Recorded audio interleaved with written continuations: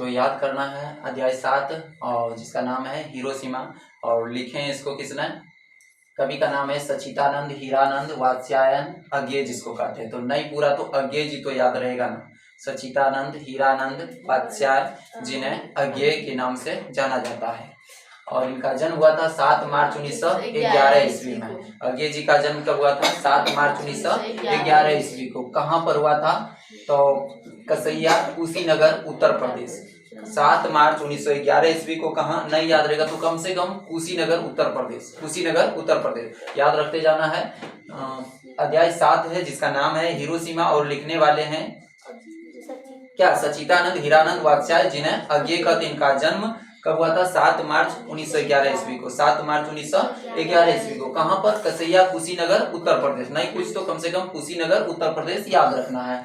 इनका मूल निवास स्थान करतारपुर पंजाब। करतारपुर है जो कहाँ पड़ता है? पंजाब में। यानी जन्म हुआ था इसका कुशीनगर उत्तर प्रदेश में, लेकिन पूरे आजीवन ये कहाँ जाके रह गए? करतारपुर में, जो पंजाब और अभी वर्तमान पाकिस्तान में पड़ता है। इनकी माता का नाम व्यंती देवी। माता का नाम क्या था? व्यंती देवी। और पिता का नाम हीरानंद शास्त्री। माता थी व्यंती देवी और पिता का नाम हीरानंद शास्त्री। माता व्यंती देवी, पिता हीरानंद शास्त्री। आगे बढ़ेंगे। प्रारंभिक शिक्षा इनका लखनऊ में अर्थात घर पर ही हुआ था। प्रारंभिक शिक्षा इसका कहाँ हुआ था? लखनऊ में। लखनऊ कहाँ है? उत्तर प्रदेश में है। लखनऊ उत्तर प्रदेश में, यानी इनका घर पर ही, जहाँ पहले ये इनका जन्म हुआ था, जहाँ पर इनका घर था, वहीं पर इनकी प्रारंभिक शिक्षा हुई। उसके बाद मैट्रिक की शिक्षा मैट्रिक की परीक्षा 1925 ईस्वी में दिया। कहाँ से? पंजाब विश्वविद्यालय से। कहाँ से? पंजाब विश्वविद्यालय से। प्रारंभिक शिक्षा लखनऊ में घर पर। मैट्रिक की परीक्षा 1925 ईस्वी में। कहाँ से? पंजाब विश्वविद्यालय से। पंजाब विश्वविद्यालय से। और इंटर 1927 ईस्वी में मद्रास क्रिश्चियन कॉलेज। तो याद रखना इतना कि मैट्रिक 25 में, इंटर 27 में और बीएससी 29 में। याद रहेगा? 25 में मैट्रिक, 29 में इंटर, नहीं 27 में इंटर और 29 में बीएससी। इंटर कहाँ से किया? Madras Christian college. मैट्रिक कहाँ से किया? पंजाब विश्वविद्यालय। और बीएससी 1929 ईस्वी में कहाँ से? फॉर्मन कॉलेज लाहौर पंजाब, जो वर्तमान अभी पाकिस्तान में है। अभी कहाँ है ये? पाकिस्तान में। जब देश का बंटवारा हो गया तो ये पाकिस्तान में चले गए। उसके बाद एमए कहाँ से? लाहौर से किए हैं। किस विषय से? अंग्रेजी से। एमए लाहौर से किए हैं अंग्रेजी से। एक बार यहाँ तक देखो, याद है कि नहीं, रिपीट करना है। चैप्टर 7 है और क्या नाम है? हिरोशिमा। लिखने वाले कौन है? सचितानंद हीरानंद वात्स्याय अज्ञे, जिनको अज्ञे के नाम से जानते हैं। जन्म इनका 7 मार्च 1911 ईस्वी को। कहाँ पर? कुशीनगर उत्तर प्रदेश। लेकिन निवास स्थान करतारपुर पंजाब। माता का नाम व्यंती देवी, पिता का नाम हीरानंद शास्त्री। प्रारंभिक शिक्षा लखनऊ में घर पर। मैट्रिक की परीक्षा 1925 ईस्वी में। तो मैट्रिक 25 में पंजाब विश्वविद्यालय, इंटर 27 में कौन? Madras Christian college. इंटर कब? 27 में। मैट्रिक 25 में, इंटर 27 में। मैट्रिक किया पंजाब विश्वविद्यालय से, इंटर किया पंजाब क्रिश्चियन नहीं मद्रास क्रिश्चियन कॉलेज। तो मैट्रिक की परीक्षा 1925 ईस्वी में पंजाब विश्वविद्यालय। इंटर की परीक्षा 1927 ईस्वी में। कहाँ से? Madras Christian college. यहाँ याद रखना दो शब्द, यहाँ पंजाब, यहाँ मद्रास, यही ना बोलते हैं। तो मैट्रिक पंजाब, इंटर मद्रास, पंजाब मद्रास और यहाँ पर भी फिर पंजाब। तो बीएससी 1929 ईस्वी में फॉर्मन कॉलेज लाहौर, जो पंजाब वर्तमान अभी पाकिस्तान में। एमए किसे कहाँ से? लाहौर से किया। किस विषय से? अंग्रेजी से। आगे जानेंगे। क्रांतिकारी आंदोलन में गिरफ्तार हो जाने से आगे की पढ़ाई नहीं हो पाई। तो पढ़ाई इनका कहाँ तक हुआ? एमए। किस विषय से? अंग्रेजी से एमए किया। इसके बाद ये कई भाषाओं को जानते थे, जैसे संस्कृत, अंग्रेजी, हिंदी, फारसी, तमिल आदि अनेक भाषाओं के ये ज्ञानी थे, इसलिए इन्हें बहुभाषी भी कहते थे। बहुभाषी माने कई भाषाओं को जानते थे। तो आगे हुए आधुनिक हिंदी साहित्य के एक प्रमुख कवि भी हैं। कवि, कथाकार, विचारक एवं पत्रकार भी थे। तो कवि हैं, ये कथा लिखते थे, कथाकार भी थे और विचारक और पत्रकार भी थे। तो ये क्या थे? कवि थे, कथाकार थे, विचारक थे एवं पत्रकार भी थे। इन्हें पुरस्कार भी मिला है।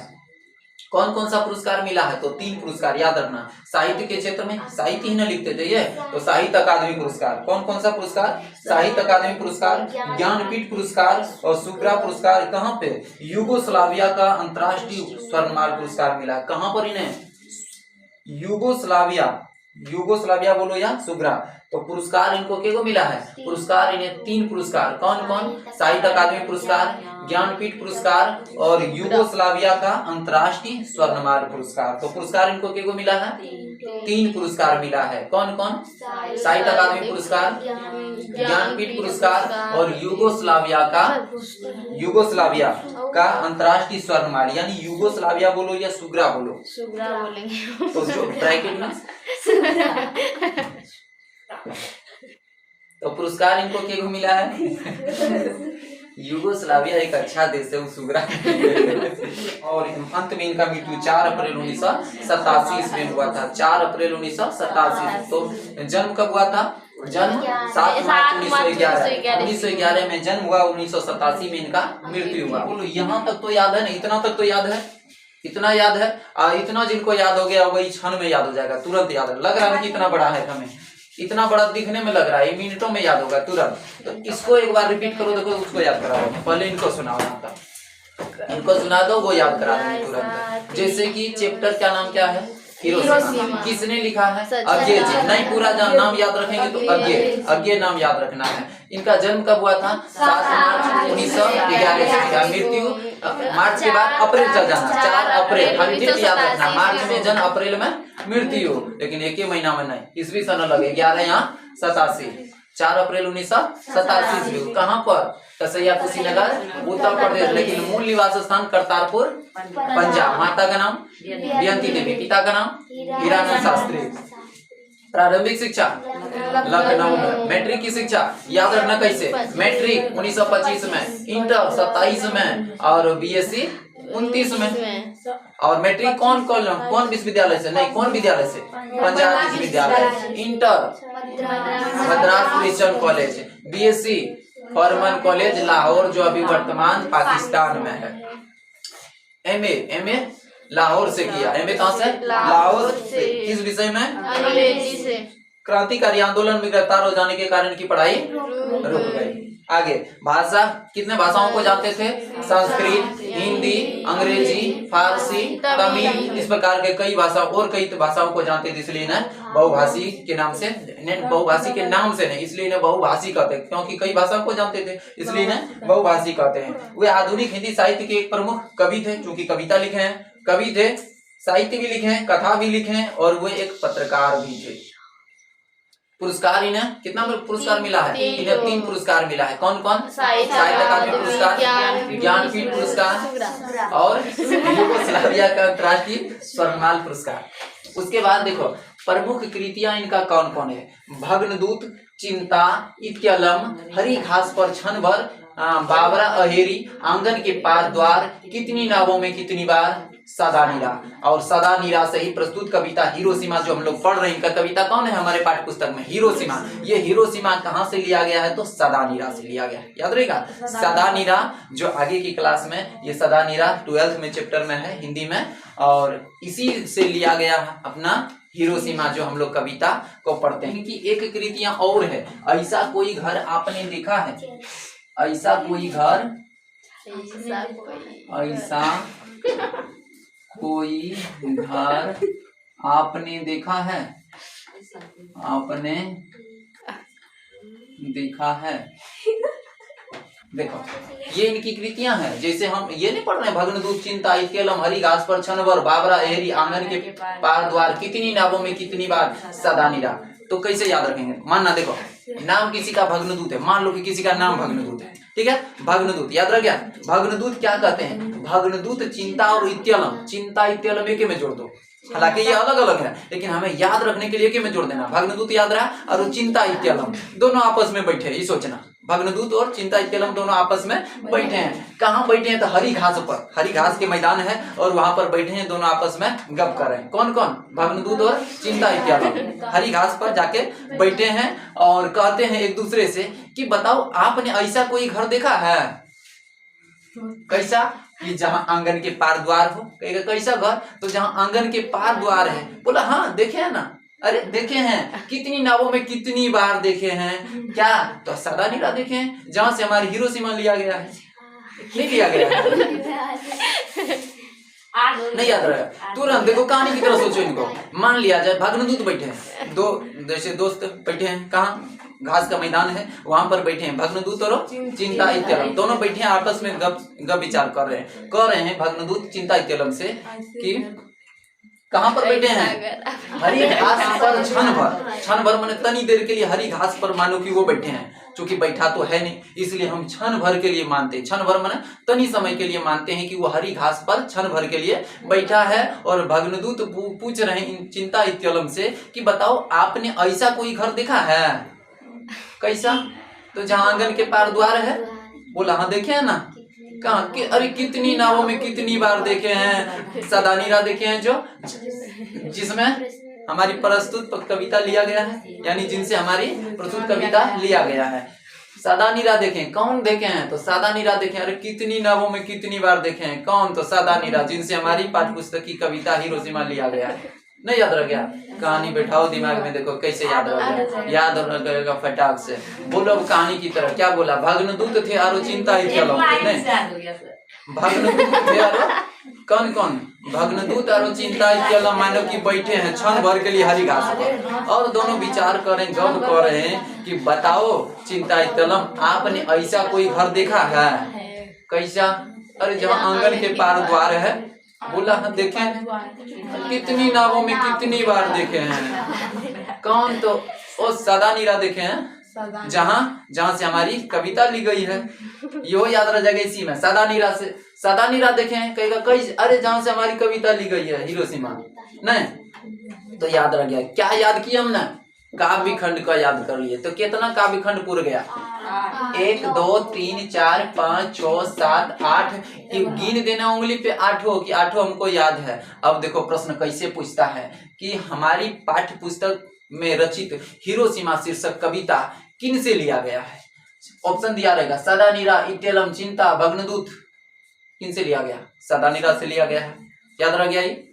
आगे देखो कैसे याद रखेंगे। कहानी संग्रह इनका, कहानी संग्रह कैसे याद रहे? कहानी संग्रह के गो है 5।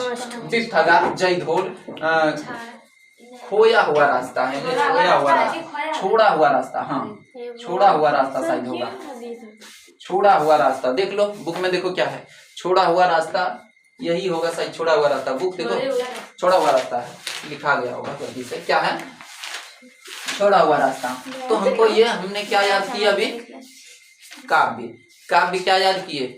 8 गो, और इसको एगो मिलाएंगे तो 9 गो। लेकिन ये हमारे पाठ्य पुस्तक में नहीं है, लेकिन लिखा है अज्ञे जी ने। हालांकि अब देखो इत्यादि जोड़ने का मतलब है कि ऐसा लिखा है इस तरह से, तो हमारी पाठ्य पुस्तक में जो रहता है वही एग्जाम में कुछ आ जाता है। तो याद हुआ? एक बार बोलेंगे प्रमुख कृतियां। प्रमुख कृतियों में ये सब आ गया, लेकिन ये था काव्य खंड। काव्य के गो लिखा है 8 गो। क्या क्या? भग्नदूत और चिंता इत्यलम, दोनों आपस में क्षण भर के लिए हरी घास पर बैठकर विचार कर रहे हैं। अब भग्नदूत कहते हैं, मानना है कि ये चिंता इत्यलम आपने ऐसा कोई घर आपने देखा है जहाँ आंगन के पार द्वार है? बोला क्या कहेगा वो? अरे कितनी नावों में कितनी बार देखा है। तो कहाँ? तो सदा नीरा देखा ना, जहाँ से हमारी कविता ली गई है कि नहीं। आगे कहानी संग्रह हमें 5 याद रखना है। देखो कैसे याद रखेंगे इनको भी। कहानी कौन पॉइंट पे बना दो इनको भी, कुछ सोच लो इनको। हमको याद रखना है ना किसी तरह। देखो याद कैसे रह जाता? किसी भी चीजों का अगर हमको नाम याद रखना है और नहीं याद रहता तो किसी न किसी का नाम पर बैठा दो। और ये आदमी का नाम याद रखना है, उसी का ये नाम याद है। ऐसे किसी व्यक्ति पर बैठा दो, उस व्यक्ति का ये नाम है, कभी लाइफ नहीं भूलेगा। तो कहानी संग्रह 5 है। कैसे याद? मानना इसको भी कि देखो बिपठगा बोल रहे हैं जयधोल से। बिपठगा कहते हैं जयधोल से कि छोड़ा हुआ रास्ता और लौटती पगडंडियां ये तेरे प्रतिरूप है। किसने बोला? बिपठगा जयधोल से कहता छोड़ा हुआ रास्ता और लौटती पगडंडियां ये तेरे प्रतिरूप है। नहीं याद रह गया? किसने? विपथगा ने किसको बोला? जयधोल को। ऐसे मानना कि विपथगा और जयधोल दो गो है। विपथगा ने जयधोल से कहा है कि छोड़ा हुआ रास्ता और लौटती पगडंडियां ये तेरे प्रतिरूप है, उनको बोल दिया। तो याद रख गया पांचों। कौन कौन? विपथगा जयधोल से क्या कहते हैं कि छोड़ा हुआ रास्ता और लौटती पगडंडियां ये तेरे प्रतिरूप है। किसने? विपथगा ने जयधोल से क्या बोला कि छोड़ा हुआ रास्ता और लौटती पगडंडियां ना ये तेरे प्रतिरूप है। उसके बाद उपन्यास। उपन्यास के गो? 3 गो। नहीं, उपन्यास भी। उपन्यास कौन सुना रहे हैं? चलो, उपन्यास कौन सुना रहे हैं? मान लेना कि अज्ञेय जी का उपन्यास है ना। किसका है? अज्ञेय जी। अज्ञेय जी का उपन्यास है। और शेखर, मान लेना कि शेखर एक जीवनी सुना रहे हैं। और शेखर जीवनी सुना रहे हैं। क्या बोला शेखर ने? शेखर बोला कि चलो मैं एक जीवनी सुना देता हूं तुम्हें। और क्या बोला? जीवनी तो सुनाता हूं, लेकिन नदी के पार जो द्वीप है ना, नदी के पार जो द्वीप है वो सब अपने अपने अजनबी का है। अजनबी मना जाना पहचाना। ऐसे सोचना कि शेखर ने एक जीवनी सुनाया। क्या बोला? कि नदी के पार जो द्वीप है सब अपने अपने अजनबी का है। नहीं याद रहेगा तुमको? शेखर ने जीवनी सुनाया। क्या जीवनी सुनाया? बोला नदी के पार जो द्वीप है वो अपने अपने अजनबी का है। ये क्या है? उपन्यास। क्या है? उपन्यास। के गो? 3 गो। तो शेखर एक जीवनी, शेखर एक जीवनी, नदी के पार द्वीप, अपने अपने अजनबी। याद रह गया? शेखर ने एक जीवनी सुनाया कि नदी के पार जो द्वीप है अपने अपने अजनबी। तो क्या क्या याद रहा? काव्यखंड भी याद रह गया। भग्नदूत और चिंता इत्यलम। हरी घास पर क्षण भर के लिए बैठे हैं और आपस में बातचीत कर रहे हैं। भग्नदूत कहते हैं चिंता इत्यलम से कि ऐसा कोई घर आपने देखा है जहाँ आंगन के पार द्वार है? तो हाँ देखें। अरे कितनी नावों में कितनी बार देखे हैं। सदानीरा है ना, जिससे हमारी कविता ली गई है, जिसे हमारी हिरोशिमा कविता ली गई है। सदानीरा से हमारी हिरोशिमा, हमारे पाठ्य पुस्तक की कविता हिरोशिमा ली गई है। कहानी संग्रह। विपथगा कहते हैं जयधोल से क्या कहते हैं? अरे छोड़ा हुआ रास्ता और लौटती पगडंडियां ये तेरे प्रतिरूप है। किसना? विपथगा ने जयधोल से बोला। इससे सोचना। उपन्यास। शेखर एक जीवनी सुनाता है। क्या कहता है कि नदी के पार जो द्वीप है ना वो अपने अपने अजनबी के हैं। उसके बाद यात्रा साहित्य। यात्रा साहित्य कैसे? ये भी उसी तरह से याद रह जाएगा। यात्रा साहित्य है क्या? ये साहित्य, लेकिन हमको दिमाग में अलग तरीके से याद रखना है। यात्रा साहित्य मतलब सोचना कि जब व्यक्ति ने यात्रा करे थे, कौन किसका है ये यात्रा साहित्य? अज्ञेय जी का।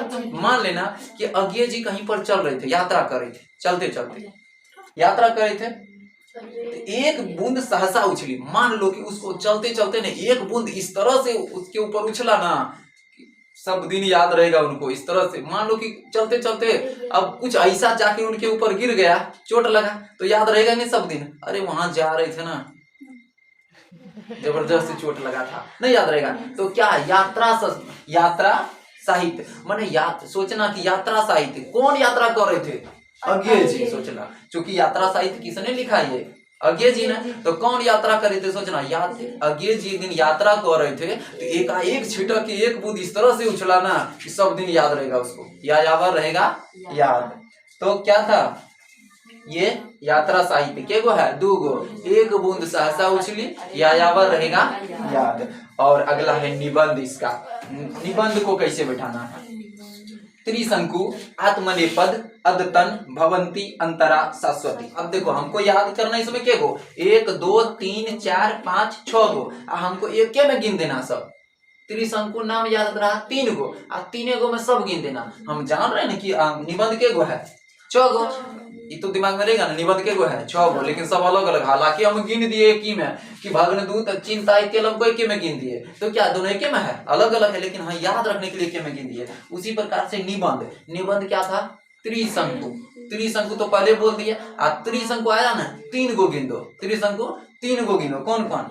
आत्मनेपद, अदतन, भवंती, अंतरा, शाश्वती। याद हो गया?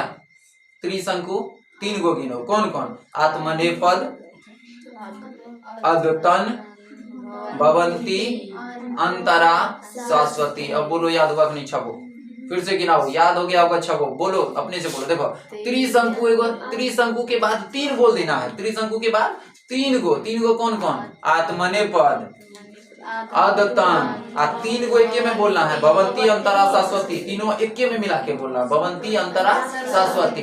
तो आत्मनेपद, अदतन, भवंती, अंतरा, शाश्वती। आत्मनेपद अदतन भवंती अंतरा शाश्वती। तो हो गया त्रिशंकु, त्रिशंकु 3 गो, आत्मनेपद अदतन भवंती अंतरा शाश्वती। तो निबंध खत्म। के गो निबंध? 6 गो खत्म हो गया। संपादित ग्रंथ तो सबको याद है, देखो न कैसे गिन दो ना। तार सप्तक पहला दूसरा तीसरा चौथा गिन दो। तार सप्तक एक को गिनना, तार सप्तक उसके बाद दूसरा सप्तक तीसरा सप्तक चौथा सप्तक पुष्पकरणी और रूपांबरा, पुष्पकरणी रूपांबरा। ये तो याद हो गया होगा। देखो कैसे याद रहा? तार सप्तक दूसरा सप्तक तीसरा सप्तक चौथा सप्तक पुष्पकरणी और रूपांबरा, पुष्पकरणी और रूपांबरा, पुष्पकरणी और रूपांबरा। अब देखो यहाँ से काव्य, काव्य बोलो तो के गो है? काव्य बोलो कैसे बोला? भग्नदूत बोला किससे? चिंता इत्यलम से। कहाँ पर बैठ के? हरी घास पर क्षण भर के लिए मानो कि बैठा है और दोनों आपस में बातचीत कर रहे हैं। भग्नदूत कहता चिंता इत्यलम से कि बताओ तो आपने ऐसा कोई घर देखा है? ऐसा कोई घर आपने देखा है? कैसा? जहाँ आंगन के पार द्वार है। अरे कितनी नावों में कितनी बार देखा है। सादा नीरा है ना, जिनसे हमारी पाठ्य पुस्तक की हिरोशिमा लिया गया है। कितनी नावों में कितनी बार दिखा गया है, देखे हैं। तो कौन देखा? अरे सादा नीरा देखे हैं, जिससे हमारी कविता ली गई है। तो काव्य खत्म। कहानी संग्रह, कहानी संग्रह बिपठगा बोला जय ढोल से। ऐसे सोचना, बिपठगा बोला जय ढोल से। क्या बोला? क्या बोला? कि छोड़ा हुआ रास्ता और लौटती पगडंडियां ये तेरे प्रतिरूप है। उपन्यास शेखर एक जीवनी सुनाता है। शेखर एक जीवनी सुनाता है। क्या आपको सुनाता है कि नदी के पार जो द्वीप है ना, वो अपने अपने अजनबी के हैं। और यात्रा साहित्य कौन? सोचना कि जब अज्ञे जी यात्रा कर रहे थे, यात्रा पर चल रहे, यात्रा साहित्य याद रखना दिमाग में। ये है क्या? साहित्य। लेकिन हमको याद रखने के लिए सोचना है कि जब अज्ञे जी यात्रा कर रहे थे, तो यात्रा करते करते एकाएक एक बूंद इस तरह से उछला ना कि यायावर रहेगा याद, मन जब तक जिएगा तब तक याद रहेगा। तो इसका मतलब कुछ ऐसा हुआ जो कि जब तक जिएगा तब तक याद रहेगा उनको, तो नहीं याद रहेगा। कौन यात्रा कर रहे थे? अज्ञे जी। तो एक बूंद सहसा उछला कि यायावर रहेगा याद। और त्रिशंकु क्या है? निबंध। निबंध गिन देना 6 गो। त्रिशंकु आत्मनेपद अदतन आकिन गो के में कौन कौन? भवंती अंतरा शाश्वती। और उधर संपादित ग्रंथ तो याद रहेगा। पहला दूसरा तीसरा चौथा। पहला को बोलना तार सप्तक, तार सप्तक दूसरा सप्तक तीसरा सप्तक चौथा सप्तक पुष्पकरणी और रूपांबरा, पुष्पकरणी और रूपांबरा। तो ये समाप्त हो गया इनका। और इनसे कई ऑब्जेक्टिव बनते हैं, और ऑब्जेक्टिव भी अगर पूछेंगे तो अभी पूरा का पूरा जवाब देगा, 100% जवाब।